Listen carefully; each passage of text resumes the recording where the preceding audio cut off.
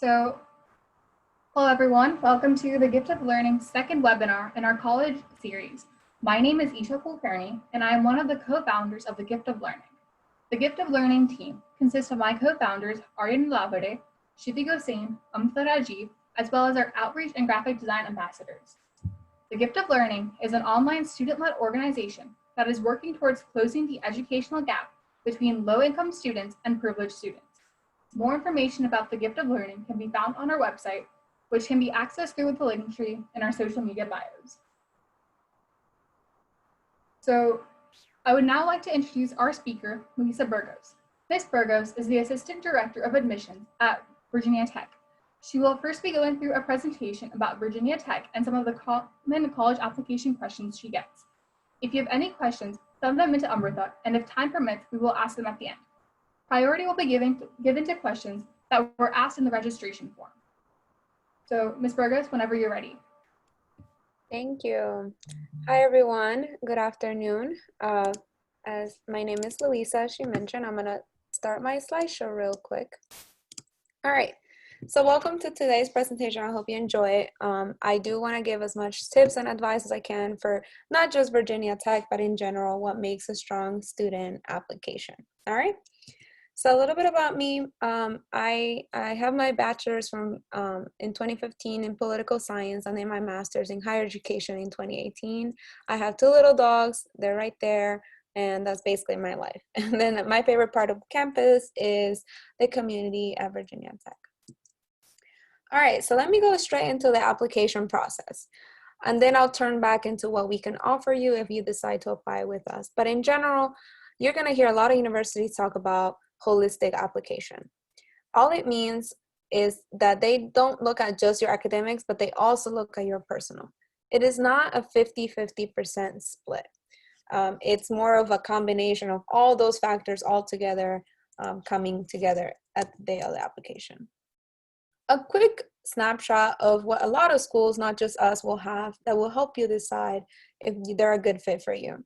You want to always look at what their popular majors are, since a lot of the times that could be a good indicator of what some of their most competitive majors could be. Now, that is not the only ones that could be competitive, but it could be a guide for you to look at. Whenever you're looking at any school, what they're most known for or popular for tends to be some of their more competitive programs.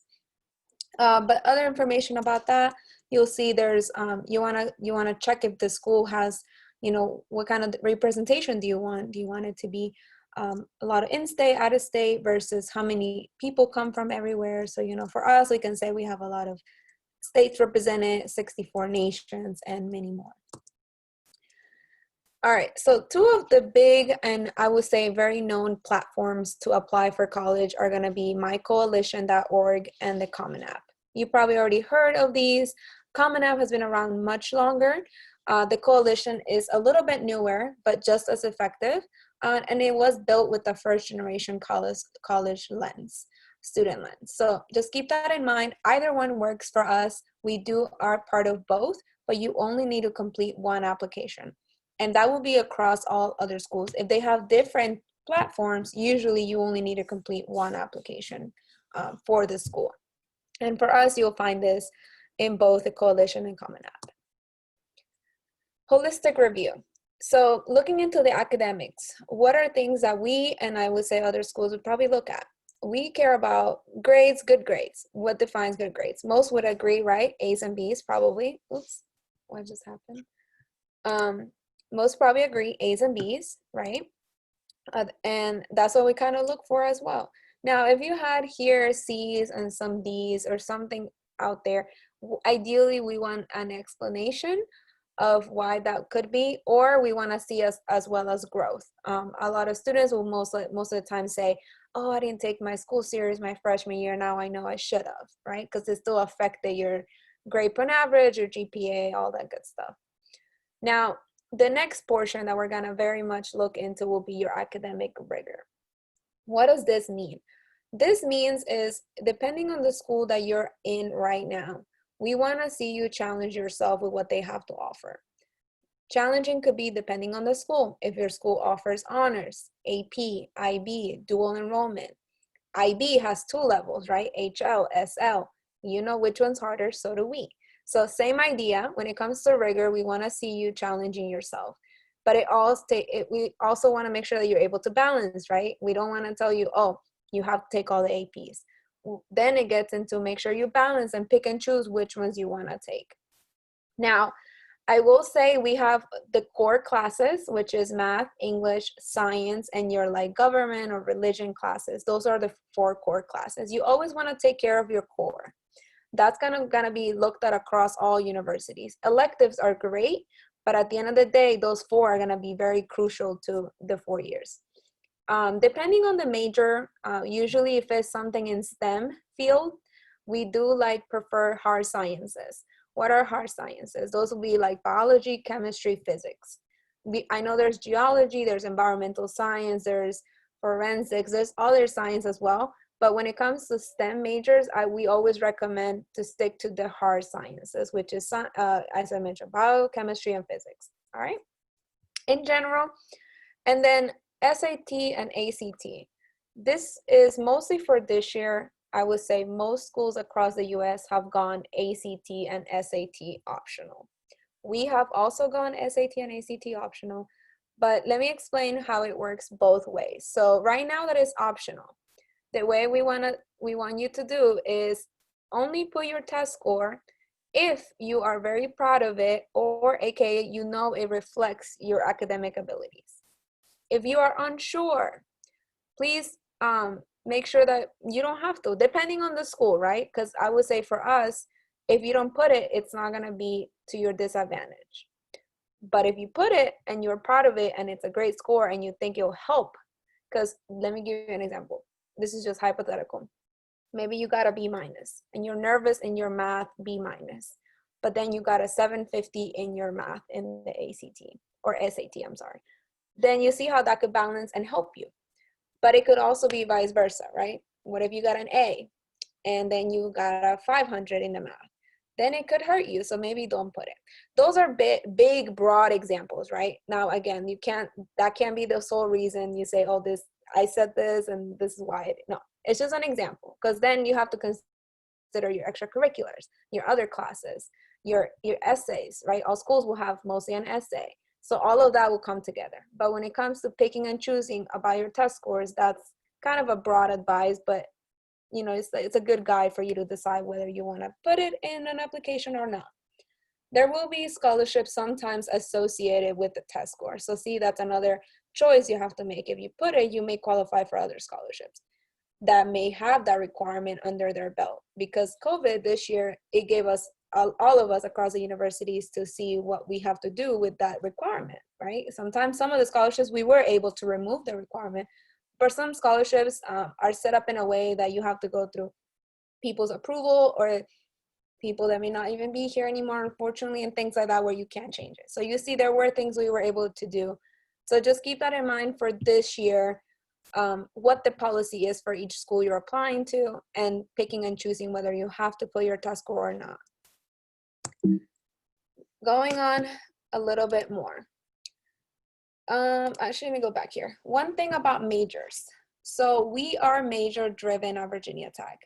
I say that because maybe not all the other schools will be. So when it comes to majors, this will play a big role. So let's say you're going into creative writing for us. Maybe we won't be so picky about your math and science grades and the class that you took, but maybe we would be picky about, oh, did you take honors English? Did you do AP? What was offered in your school? You see that? But then if you're trying to go into business, but then you hate math, you realize how that can be a little conflicting, right? So that's where you want to make sure whatever major you're applying for, you look at your transcript, you look at it yourself and reflect, is my strength associated with the major I want to pursue? Am I getting the good grades in that math? Am I getting the good grades in the English? Where is my strength? And does it match my academic major? Even if it doesn't, for now, you can always look into transferring options, because you can go to another community college. You can do so many things if you want to end up where you want to end up. But at the moment, you want to reflect on what you have in front of you, okay? All right, next is, this is unique for us, but we do have a self-reported academic record. You don't need to send transcripts for Virginia Tech. You type everything in yourself. You're gonna type all your high school, everything you did, even if you did community college, anything you did, you type it in. We don't request official transcripts. If you send it through your counselor, it still will not count as complete for your application. This is unique to us in Virginia, but not to the US. I would say other schools in the US, some will use this format as well. The reason we did this is we wanna make sure that we don't consider your application incomplete because maybe you didn't get your transcript or something. You type it in, so it is on your hands to give it to us. All right, on the personal side, you only see 4 things there, but it's so much broad. That's why we don't like to put bullet points, because then students are gonna focus on those bullet points. Personal side, we're gonna look at your academics, but then we're gonna look at what you do outside the classroom. Perfect example is the founders of the organization right here. That's already something extracurricular you can talk about, right? We wanna see you do something productive. Now with COVID this year, we've had a lot of students stressed because they're like, I can't do anything, I'm stuck at home.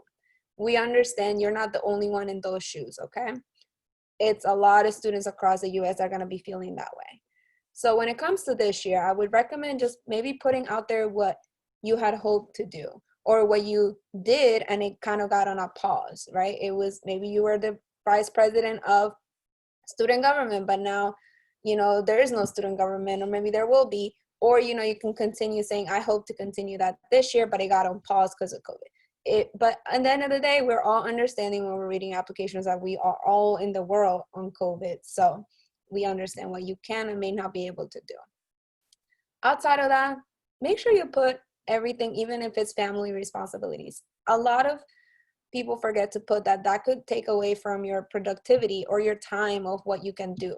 If you have to take care of siblings, if you have to work, make sure you put everything you do that sounds productive that you do outside of school. And then last but not least, you're always gonna have a personal essay. Every school have their own questions. The Common App has their own question, the Coalition. For us, we don't look at the main essays from those 2 platforms. We have our own 4 essays, but they're short. And the themes are right there: service, resilience, leadership, and long-term goals. And they're very short. You'll find our essay prompts when you start our application, but they're public as well. And then you go into talking about those things. Each of them will be 120 words. It's about a paragraph or so. So it's a little bit different than your traditional personal statement because we are asking you a question, but it gives you a chance to talk about those 4 topics. I think it's easier because they're asking a question, you're answering, and vice versa, right? Retention rate and graduation rate. This is something you probably want to pay attention to all the schools. How many of their students are graduating? Are they graduating on time? How many are there getting a job? So we do like to brag about Virginia Tech because we have a pretty good graduation rate as well as employment and a pretty good starting salary, 60,000 average a year, right? So some things to look at, not just for us, but in general, when you're looking at where you want to go. Cost. This is going to be unique for a lot of schools, right? But in general, in-state tuition will be about half of out-of-state tuition. So when you're looking at your options and scholarships that you receive for any college, you want to make sure that you're keeping in mind, sometimes maybe 10,000 can sound a lot more than another school giving you 2,000 from in-state, but think about the overall amount you have to pay. I know when I was a student, that's something I wasn't paying attention to as much. I was distracted by 15,000 scholarship, but then forgot that the tuition may have been over $50,000 a year. So just keep that in mind, pay attention. For us, this is kind of our average cost. Some majors may have here and there a little bit of additional cost, but just to give you an idea. Scholarships and financial aid. For all the schools you apply, this is something that I didn't know until later. You apply for college, before you even hear from them, you're also applying for scholarships. You do it hand in hand. You don't have to wait to hear from a school that you got in order to apply for scholarships. If you do that, you're gonna be going into a pool of maybe less money because a lot of the students already applied and then they find out they got in, but they also got the scholarship, okay? So you apply for the school, you apply for Virginia Tech, right? Example, you don't have to wait until we let you know if you're in or not, but then you fill out a FAFSA. Your FAFSA, it's a federal application for scholarships and financial aid. This one opens up in October 1. So you can do it as early as October 1, but it closes March 1. The earlier you do it, the better, because a lot of schools are gonna request it across the financial offices to submit a FAFSA in order to award you scholarships. Then you do, for us, a scholarship application, which is January 22nd. Again, you don't have to wait until that deadline. If you can do it as early as you apply, even better. For the FAFSA, you usually need your parents' last year's taxes, so you don't have to wait until the upcoming year. It's a little bit weird with the cycles of schools because you applied so early and then you're planning for a whole year, but you're using last year's taxes, okay? So just keep that in mind. You don't have to wait. You can do it right away.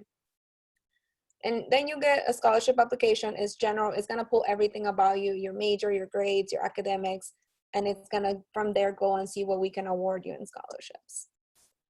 So deadlines. This is going to be a bit similar to some schools, and some schools we're going to have different. Keep an eye out for this. Most of the time, I would say early decision is across the US has been known to be the one that is binding. Binding means that you are applying, but you're also signing a contract that if you are accepted, you are attending that institution. Usually the binding deadlines are really early, like November 1, and you find out some of them could be as early as December, some could be as early as January, right? So for us, you find out around December. So just keep that in mind. You do have this early decision deadline as an option, but I only recommend those students that they are doing this for their dream school, or the ones that they're, no matter what outcome, finances, anything, they're going there. Then you usually have early action, or for other schools, regular. We have both. Early action for us would be earlier, but non-binding, so you're not signing a contract, and you still get to find out what we can award you in scholarships, and then make your decision, which the national decision in the US is usually May 1 for you to come in. So you have until May 1 to come in. But in between that time, you get to find out how much money, all of that. Last but not least, you have your regular decision deadline, which is, for us, I say, my procrastinators or somehow some family emergency or something happened that you could not apply earlier, don't wait for this one. This is more for the students that usually used to wait for test scores or things like that, but with this year being test optional, I don't recommend people applying to this unless they really have to. It tends to be more competitive for us as spaces on a space basis, all right? And that is all I have. I have one more thing that I missed from application, GPA. I know it's gonna come up if I didn't mention it. Notice you don't see average here. For us at Virginia Tech, we don't like to put averages because students then look at an average and then they're like, oh, I don't meet that, I'm not applying. Without remembering that the definition of average means lower scores and higher scores put together. So that means there are people with lower and there are people with higher, but averages tend to make students very much like, oh, I can't get in there. GPA could be so different across the US, across schools, and across even within school. You can have a 4.0 GPA, but let's say you took only regular classes, all standard with A's and B's, A's, I guess, mostly. That's great. You a great student, you care about your A's. But did you challenge yourself? That rigor, right? Keyword rigor. Did you take AP, IB?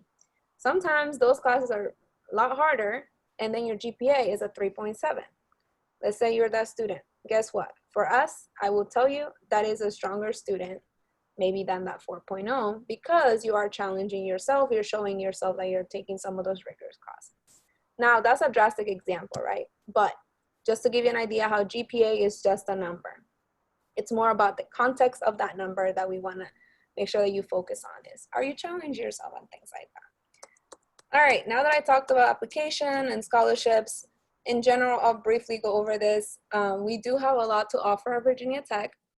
We have 7 colleges, which together all have over 110 majors. And if you are interested, we do have a vet school as well as a med school. And last but not least, university studies will be our undecided track if you're undecided with majors. It can be a bit competitive, so I usually try to recommend every student to look, maybe they're undecided between marketing and BIT, business information technology, then maybe go business undecided. Don't wait for university studies. You already have a broad interest in business, then go to Pamplin College of Business undecided. And you can do that for all the colleges here at Virginia Tech. So you're in between physics, chemistry. then go College of Science undecided, and then you can pick one, okay? So lots of options there for you. We also have about 38 programs that are accelerated masters. So those would be like maybe an additional year and you get your master's. You do have to apply around your junior year for that, so just keep that in mind. And then 12 programs, PhD, for those students that may want to be professors or research and things like that. Lots of options for double majors and minors. Most of the time, applications-wise though, you usually pick one major and then you work in the process to declare the other one once you're here. And that's for us, and it might be pretty much across a lot of schools as well. Ut prosum is our motto, and this is all it means is that I may serve in Latin, and it's just something that we focus on here at Virginia Tech. We want to give back to the community. We encourage our students giving back.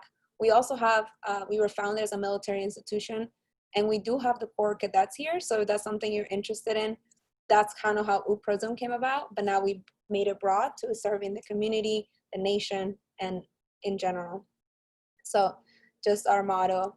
And then we are a big school with over 29,000 undergrad students, so very top ranked dining if you like food like me. Lots of options for you and lots to get involved. We do have about 900 organizations. Maybe not all are active, but that's still a lot of options for you. From cultural to academics to hobbies to dancing to sports, all you can think of. Lots of options if you're into that big school scene. And last but not least, I kind of wanted to end it with showing you all how our last incoming freshman class was one of our most diverse ever. And you know, there you see the averages because people will ask, so there you go. But we are proud to have about 25% from underserved backgrounds, as well as 17% from first generation and first time double digits Latinx, and African American about 8% as well. So just to show you out there, follow our social media. This was shown there, as you can see the comments right there. But here's our social media. Now I'm gonna open the floor for questions.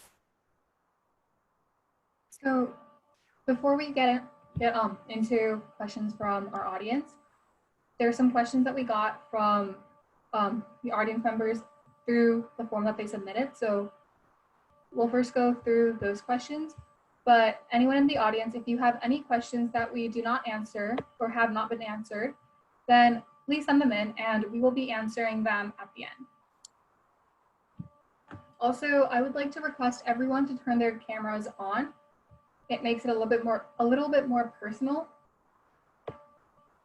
Okay, so a lot of people had questions about scholarships and financial aids, and you had mentioned some scholarship and financial aid things in the presentation. So could you further elaborate on the difference between scholarships and financial aid, or are they the same concept, just different names for the same term? Mm-hmm. So let's talk about in general scholarships, right? So take this off. All right. So you're always gonna hear scholarships, financial aid usually will mean based on need. Scholarships could be both need-based or merit-based. Whether merit will be based on your academics, that GPA, the SAT scores, all that. And then there will be some that will only focus on your need. Need will be dependent based on, that's why they need your FAFSA, right? It's based on your family, the income, how many members live there, how many dependents. They'll do all this math in the financial aid application, and then it'll give you a couple estimates of this acronym called Estimated Family Contribution, EFC, is Estimated Family Contribution. That number could be as high as 20,000, which is what the FAFSA will determine, oh, your family can contribute to your tuition about X amount of money, estimated EFC, or they could be maybe contribute zero. Based on that, colleges take that, basically application that you filled out, that equation, everything with your FAFSA, your Social Security, all that good stuff. And they're gonna say, oh, this person they kind of qualify for this scholarship, but they also qualify for this one based on their merit. but they also qualify based on their need, we kind of need to help the student out if they want to come here because their need is pretty high versus a student that may not have as need. So, and then on top of that, some schools like Virginia Tech, they add on the layer of what major, because not every major is going to have the same funding. And I can't tell you which major is going to have more than others, you see? But all of that plays into account into the scholarship formula. And then schools will sometimes give you the package and say, okay, we're gonna give you this much, your family can contribute this much, but then we also think there's this X amount that you may have to fill in with maybe a loan. So they will not always fill in every gap, right? And they're gonna decide based on your merit and your academics and how much money they had, how much they could give you. I hope that explains it a little better. That makes sense. So on the topic of scholarships, there are many students who are transfer students or they're international students. Like many of the students in the audience are here on a visa. So how would they be able to get scholarships? So are scholarships available to students like this? Some schools are going to be better than others. I will be honest, Virginia Tech, international students, we don't award many scholarships. Most students come and they pay in full. For undergrad, I would say for grad school, we're a lot better for that. Graduate school, we have a lot of research positions and things like that you can work and study at the same time. But for undergrad, unfortunately, we're not the best in scholarships for international students. Now, if you are on a visa and can't qualify for FAFSA, it will be kind of similar. We're probably going to be able to award mostly based on merit, and those will be more limited, so more competitive. Okay. That's where that comes in. All right. So what are some good tips for finding scholarships in one's community? So a lot of schools are going to have alumni chapters. People forget this. Let's say one of your dream schools is Virginia Tech. I can tell you a lot of schools, not just us, but just to give you examples, have alumni chapters, local alumni chapters. Whatever city, maybe DMV, they have a local chapter in Maryland. They have one in Virginia. A lot of them, they give scholarships. Those are private scholarships outside of that. That'll be one that people forget about. Two, you want to look into micro scholarships. Everyone focuses on those big ones, right? Maybe Coca-Cola, all those like big full rides. Sometimes, what if you just focus on looking at micro scholarships where you can get $200 for something? I think there's some article I read that there's like millions of dollars that go ungiven because students don't apply for these scholarships. And I can tell you, I bet you it's not the big full ride ones. It's going to be those micro scholarships. Definitely look into micro scholarships. I don't have specific websites that I would recommend. I think mostly you just start searching, browsing around. Go to this, in the school's website, every single college will have their scholarship application, the main one, the general one, but outside of that, they're always going to have additional ones that you want to look into. For example, we have additional ones, but you have to write a separate essay or an additional essay or 2 essays, or maybe even longer, right? 3 letters or something like that. So you want to look at not just your general scholarship for each school, look into those extra ones that you have to do the extra work for those scholarships. Okay, that's a lot of really good information. So so let's move on to the essay portion of the application because that's also a very big portion. Mm-hmm. So what are some of the most common mistakes that students make when writing their essay? Okay, a big bad one is putting the wrong school name on the essay. You are applying to probably 10 plus schools. It happens, we understand, but it's a bad one. Don't do that. Just read it carefully. Maybe I always do control search, right? Search for the name wherever you put it. If you're gonna use the same essay for a lot of schools, make sure they highlight it and then you edit every single one. That's a big one. Second one, and I have done panels with other colleges, so I can say a lot of schools feel this way. We are not English teachers to grade you on everything about grammar. Our college essays are not meant for us to be a research paper for you to feel stressed that we're gonna grade it. The college essay for us is to learn about you. Now, I have told students, if you find it fun to write with fancy words or being extra, creative in the way you write. That is your style, that is who you are, do it. But if that is not your style and you think that's what we want to hear, you think using a very fancy word that you just learned makes you feel better, go ahead. But I will tell you, on the reading side, a lot of my colleagues were reading these essays so much. What if I don't know that word? I'm gonna have to pause and look it up, right? So think about that. Think about, I always say, think about when you're writing these essays that you are sitting in front of us and you're talking to me and you're telling me your story. You're telling me that thing that you want to tell me that you couldn't write on the rest of your application, but you want me to remember when you're telling me this. That is the best thing. If it comes out genuine, you're not stressed about it, your voice is there. Now, obviously, always keep an eye out for grammar, but nothing to a point that you're stressing to use a fancy word just because you're trying to impress us or something. Now, if you're going into creative writing and it's a program maybe that they will read that, then sure. But I would say generally, a lot of us reading applications, we're reading hundreds a day. So you want to make sure that we remember it, but without having to, search a word. If you don't know it, we may not know it either. That makes a lot of sense. So, how important is the introduction component of the essay? So it'll be different, right? We don't have that intro. We ask you questions. I guess it's hard for me to answer that one a little bit. But I can say for other schools, maybe that will be like the hook. You want to hook people. I know a lot. Oh, I'm sorry. My dog. I know a lot of schools will say it's like the hook, but sometimes storytelling, the best part is in the middle, right?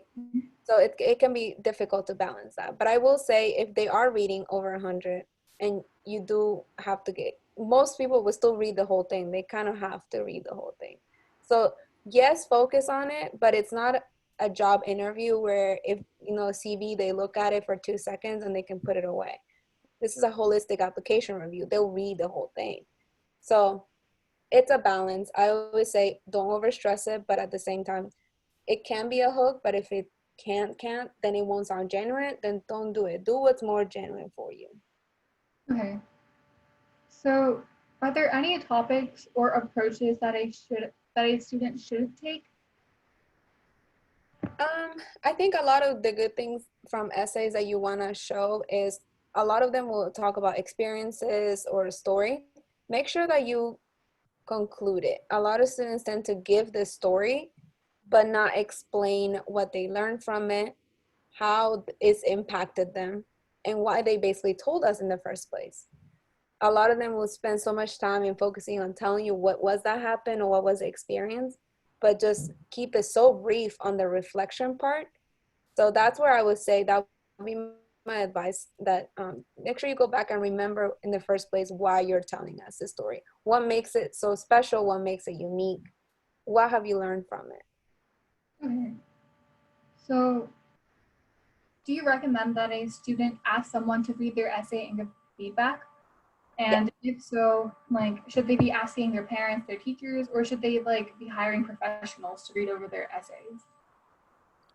I don't, unless you don't have anybody, I don't see why you should ask to hire people. Personally, if that makes you feel comfortable, go for it. I know there are people out there that is their job. But I would say, yes, have a peer read it, have a professor, teacher, I use the university words, but professor, teacher read it. I always say though, keep it under control, because sometimes if you ask 10 people, they may all have different opinions, and then your essay could be completely lost of your voice. So it's a balance. Yes, you do need to have at least one person read your essay, always. Always, always. Even sometimes when I do long emails for something important, I send it to my colleague. I'm like, hey, can you read it over just for a quick second? Everyone needs sometimes to read it over. But now as well, with a lot of these websites, you can have grammar check, you have all these things checked even beforehand, right? So if you don't have anybody and you can't afford to pay somebody, use those resources, or ask your friend. we all have friends that, we know which one's better than others to read at things or whatnot. My brother is better sometimes, I tell him. So just use your resources, but don't feel pressure that in order for your essay to be well done, that you have to pay for someone. If you want to, that makes you feel better, go for it. But at the end of the day, there are resources online now. Yes, ask people, but keep it balanced. Because I will tell you, you send it to one person, they'll tell you, take this off. And then the other person says, I love this part. And you're like, what do I do? Because you admire both. So just balance what is your voice with everyone's advice on it. Okay, yeah, that peer editing, but then also like a decent balance with Grammarly. So another big part of applications, especially since they're holistic reviews, are extracurriculars and service hours, to be more specific.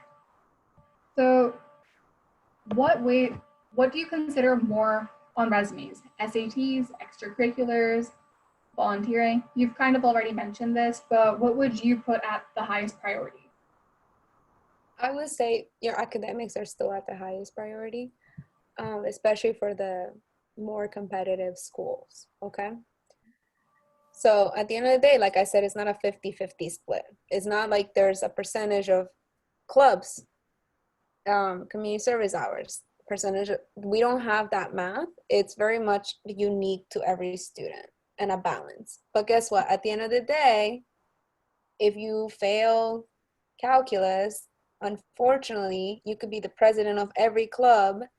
I cannot admit you to a program because I will be to your, you will be starting at a disadvantage with your peers. You see that?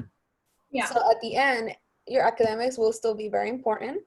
But now, with everyone having academics, you do want to make yourself stand out a little bit better with your extracurriculars. Now, some schools, depending on the program, may have like numbers of community service hours that they want to see. I would say a lot of schools that I know, we don't have an X amount for a magic number.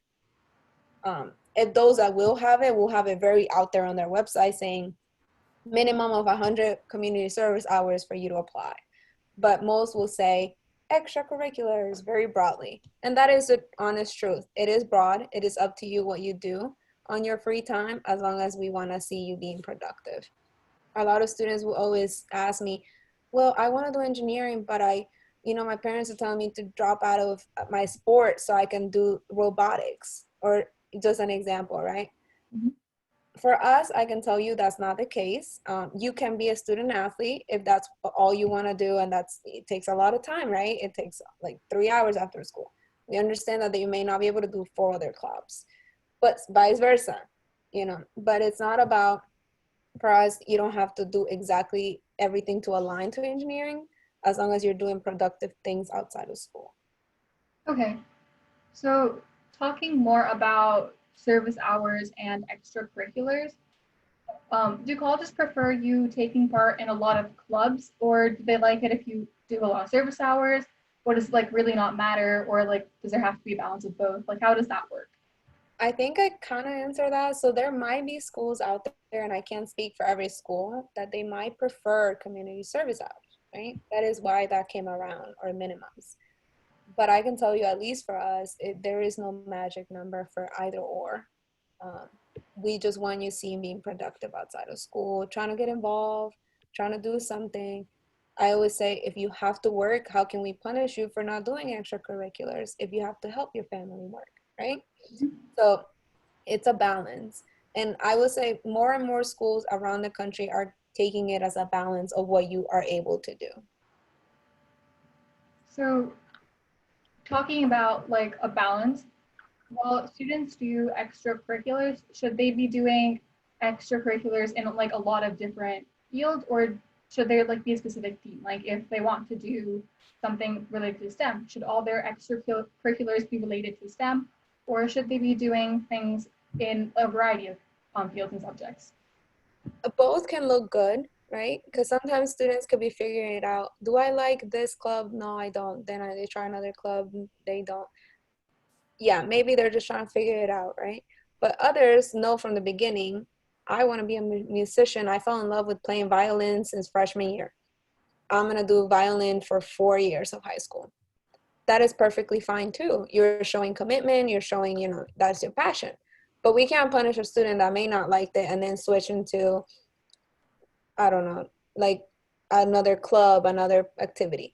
So there is no perfect answer for that, at least for us. I will say caution though, make sure you're looking at the school you want to see in case they do have community service requirement or something. Most, I would say, we just want to see you being productive. Okay, yeah, that seems pretty obvious. So now going back to, you've already like mentioned APs and class figures before, but so do colleges, like when you take a lot of APs, are there any like specific APs that stand out? Are there some APs that really don't matter? It's gonna matter depending on your major a lot of times. So that's when I said, you know, if some schools will want to see you across the board, maybe every field stand out, right? Some, depending on the competitiveness, you have to be strong in all areas. But other schools, like I would say, maybe like us, we are a balance of that. We don't have to make you take all the APs or want to see you do that, but we will be looking at your high school and seeing, okay, you are in this high school, they offer all these APs, and you're trying to go into a STEM field, and maybe you should take advantage or at least the math and science. That's when we do pay attention to those. But if it's not offered to you, we're also not going to punish you for it because it's not offered to you. But then in general, common ones that I've seen across a lot of schools that are looked up highly will be, and you get credit for these across the US, AP English. English is going to be everywhere. You get that English requirement, English class for almost every school.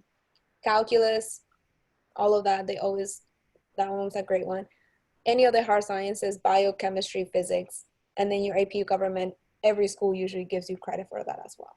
So if you need some example, those are pretty common, pretty across the board good. Okay, so a lot of AP and honors classes, they add a weightage to your GPA. So do colleges really care about a weighted GPA?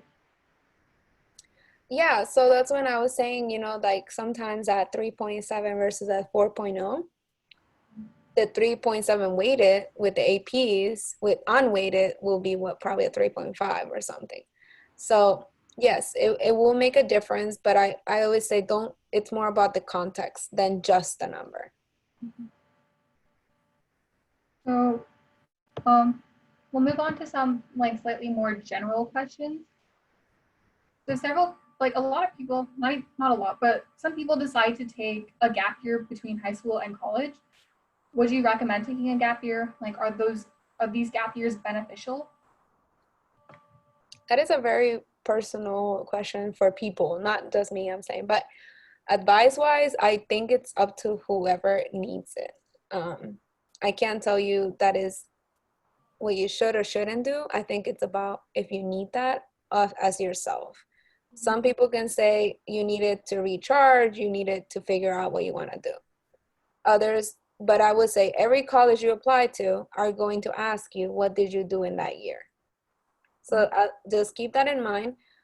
If you need to do that, go for it. I can't tell you it's a bad thing, but I will say they're gonna ask what you did, and hopefully it's productive or something, you know. Like an example, we have some students that would apply and sometimes defer to come in for a year because they had to do a mission trip, and that's something that's part of their identity that they need to do. They feel like they have to do. So I don't know how common it is, right? Because it varies by student.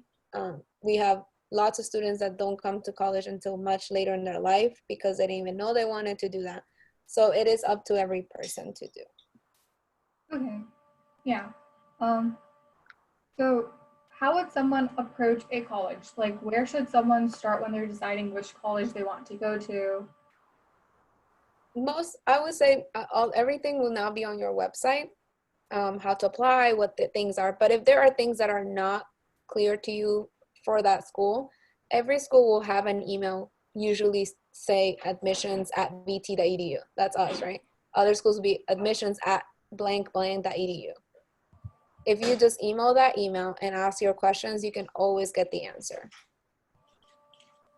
Okay, so this is the last question that we had on our list. If any applicant, not applicants, but if any people watching this webinar have any other questions, feel free to send them in and we'll be asking them at this time. So I see that there's another question that came in. So this person is asking, if we apply regular decision so we can submit a more stronger application in terms of GPA, would this improve our chances of admission? It depends on the school. Some schools look at senior year grades. If that's the case, potentially for that school, yes. We, Virginia Tech, we don't look at your senior year grades, and your test scores are optional this year. So I wouldn't recommend for you to wait for regular. And that's because regular decision, we have way less spots for every major. So then you're basically competing for a smaller number of seats. So then you're making yourself more competitive. Even though you think you're a stronger student, there's so much less space that I would still recommend you doing early action. Not early decision, because that's binding, early action. So this is kind of a follow-up question to that. So should students be applying for early decision, right? That's the binding one. That's the binding. Mm-hmm. So should students be applying for that, or should they only apply for that if they're like absolutely certain that they want to go to the university? Yeah, I always say when you're absolutely sure that no matter what, you're going to that school. Okay. Another question is, so would it be better to be part of a lot of clubs with fewer leadership roles, or fewer clubs but having more leadership roles in them? It's a balance. So those so tricky questions. It's what makes you a happier student. What will make you more successful as yourself? If it naturally comes to you to be the leader, go ahead, be the leader in fewer clubs, because you may have more to manage. But if it naturally is that something that causes anxiety for you, right? You're only doing it because you think you have to. I would say then they maybe participate in more, but help out as a member or help out as a lower rank title of e-board. Who knows? It's about you. I can't tell you exactly what a perfect formula. This is where I tell everybody there is no perfect formula, and a lot of schools are gonna tell you this. There's no perfect formula for this. I will say more and more now people love seeing leadership. But think about leadership. There's only like 5 spots usually, maybe 7. So we're still not going to punish you for not being in the leadership. And I always say, if it comes natural to you, it'll come natural. But if it doesn't, don't put that pressure on yourself on top of the pressure of your academics, on top of the pressure of your getting into school. You see, we understand on your side. We're trying to be on your side too. There's a lot of pressure on you. So do what it makes you a better student, happier, a better person. Okay, so another question, this one's about specifically Virginia Tech. Does Virginia Tech have a BS/ a medical program? And what are the most common majors at Virginia Tech? Yeah, so we have a lot of pre-med tracks, majors. So yes, we do have that. Now, if you are familiar with the medical school track, you usually have to get your bachelor's and then you basically apply for again to medical school. Some schools may have some agreements if you want to look at that, but they usually are very like strict of what you need to get to go straight into it. But it's still bachelor's and then medical school. And then what was the second part? What are the most common majors at Virginia Tech? I think you included them on the Yeah, on this slide. So I can't name them all on top of my head, but those were the popular ones, meaning with the most number, right, of applications. But also there are some other ones that may have not made it there to that list are still very strong programs. So that's why I say it's just a guide. We are very known for STEM. So a lot of our STEM majors will be very known out there. We're also very known for agriculture. We were founded as an agricultural school, but because of the tech side, a lot of students tend to forget that, but our programs have been very strong there.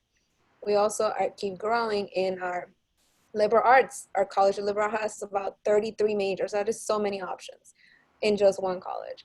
So that's huge. We are top ranked College of Natural Resource and Environment.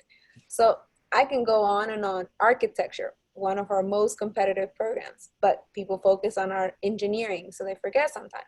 So I can go on and on. So many strong programs. Business, it's very difficult, but we have a lot to offer. That's why I would say this is a good guide for popular majors, but we have so much. The only thing we don't have is nursing. That will be it. But teaching, we have masters for teaching. So many things, but we are nationally probably known for our STEM programs, and that includes natural resources as well. Okay, that's a lot of really good information. We're going to wrap this up with 2 more questions, and if you have any more questions after these 2 questions, feel free to email Ms. Burgos. Her email will be posted in the comment section shortly. So this is another question about early decision. And so if you apply to early decision, can you apply with a scholarship requirement? Like you will only be able to attend if you get a certain amount of money. No, it's usually the student is doing the commitment first. Yeah, without like you basically can't request anything.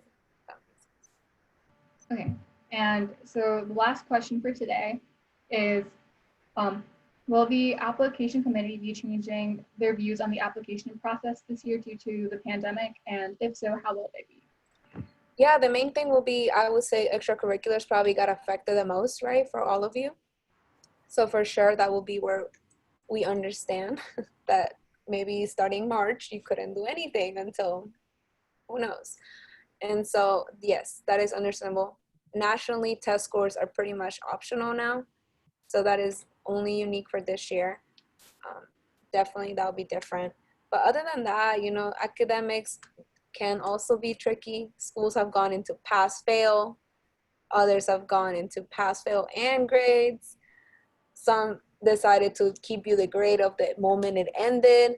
So you see how complicated it is for all of you. It is, we understand. We're on the other side and we are reading about everything. I always do say though, on your application, make sure that if there's something unique to your school, like that you want to explain, like, oh, I had to choose this pass versus this thing because of this. Explain it, because those are the things that we won't know. And so please make sure you explain to us that we will be looking at their website, but if they put something there that's not very explained well that happened to you, then you want to explain it to us. That will be the biggest thing with COVID, is explaining things that we may not know as on the other side reading. So we're at the end of the webinar now. Thank you, Ms. Burgos, for all of this really good information. It has definitely given us a lot, and many of us will be using what we have learned throughout like our application process and throughout the rest of high school. So I would like to thank everyone for coming. If you have any questions that were not answered, you may email Ms. Burgos, and her email is posted in the chat. And since this webinar is being hosted over a Virginia Tech link for Virginia Tech's purpose, if you haven't already done so, please fill out this short form that is located in the chat. The only mandatory boxes are your name and email. We have more webinars coming up soon, so join our mailing list and follow our social medias for more updates. This video will be posted on our YouTube channel, and our other videos from our college webinar series and our medical series can also be found on our YouTube channel. So thank you for coming, and we'll see you next time. Thank you for having me. Thank you for coming. Would you like me to end the meeting for all? Yeah, sure. Okay. Bye, y'all. Have a good day. Bye.